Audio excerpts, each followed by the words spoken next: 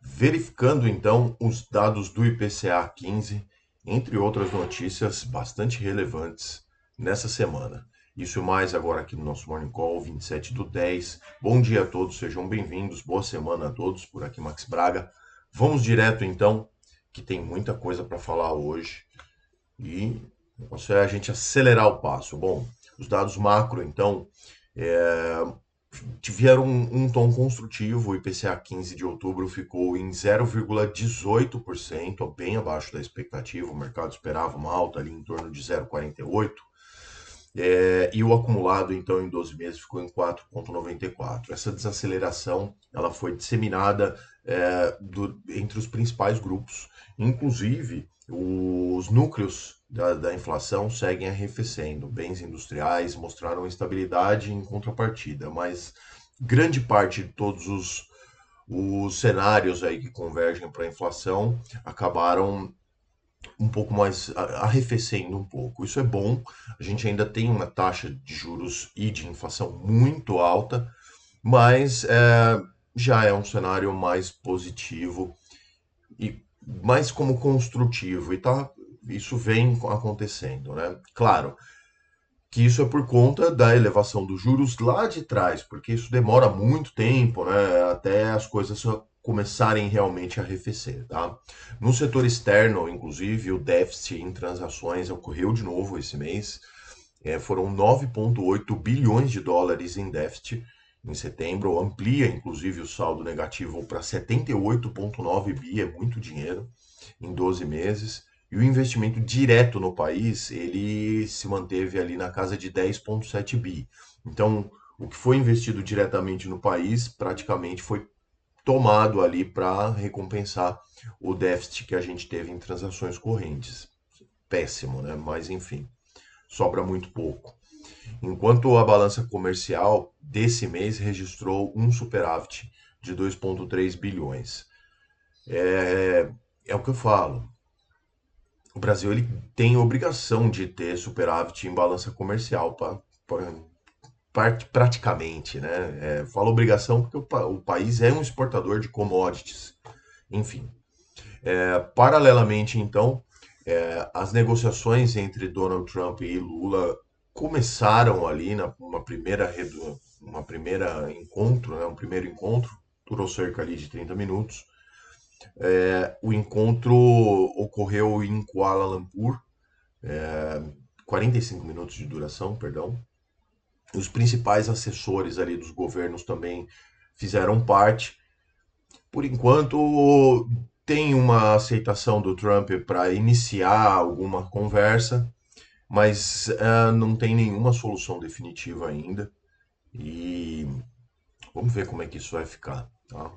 Muito incipiente as coisas ainda.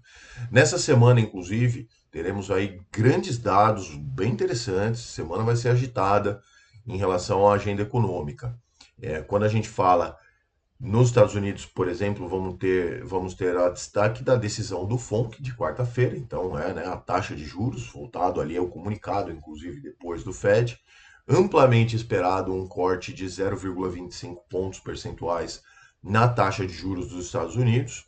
E também a gente tem aqui no Brasil, no caso na quinta-feira, a divulgação do terceiro trimestre, do PIB do terceiro trimestre e também do CAGED, que é o relatório de empregos aqui do Brasil, além da decisão do Banco Central Europeu.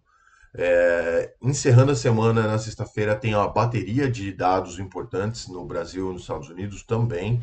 Dívida pública, taxa de desemprego, enquanto nos Estados Unidos, por exemplo, tem o PCE, que é o principal indicador da inflação, né? Então tem bastante coisa essa semana.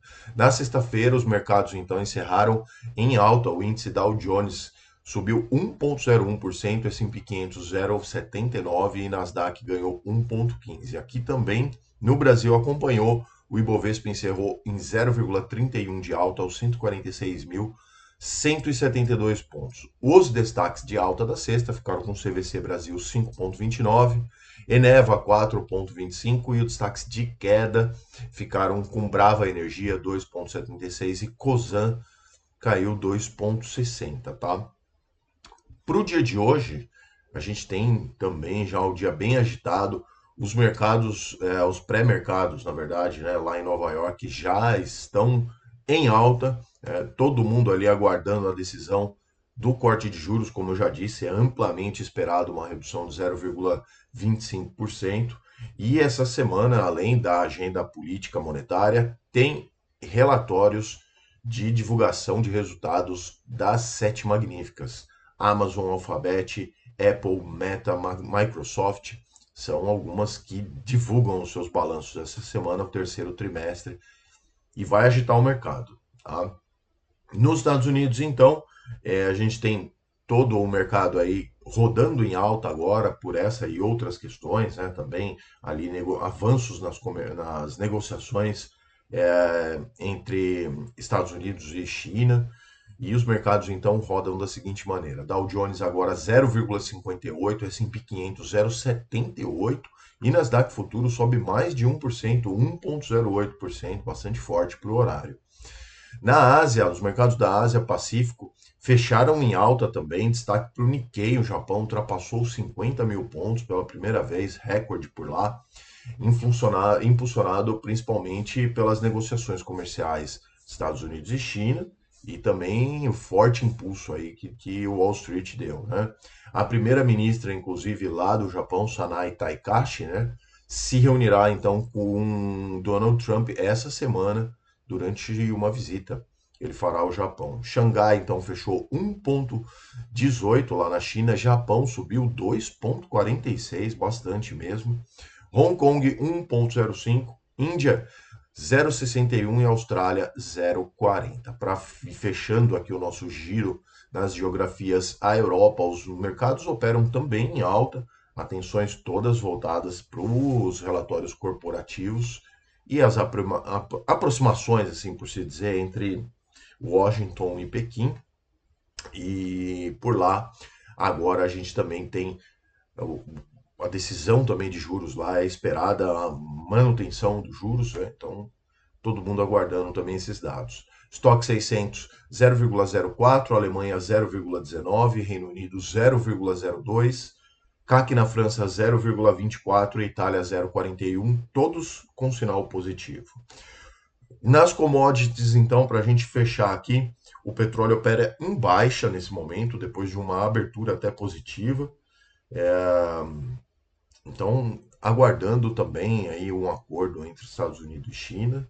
As cotações do minério de ferro fecharam em alta, né, no porto de Dalian, lá na China, também reflexo das negociações Estados Unidos e China. Então, petróleo Brent, referência aqui para a Petrobras, 0,24 de queda, cotado aos 65 dólares e 78 centavos o barril. E o minério de ferro, negociado na bolsa de Dalian, subiu 1,94%. E o Bitcoin, para finalizar, sobe agora mais 1,55%, cotado aos 115 mil dólares, 363. Ufa! Consegui passar aqui ainda com alguns reflexos aqui, né? Do final das obras aqui, peço a paciência de todos, lógico. Logo as coisas vão melhorar aqui, vou até dar uma repaginada no meu local aqui, tá bom? Esse é o vídeo de hoje, então, espero que tenham gostado. Claro, peço que se inscrevam no canal, comentem as notícias e compartilhem com seus amigos para que mais pessoas tenham acesso a essas informações. Muito obrigado a todos, boa semana. Tchau.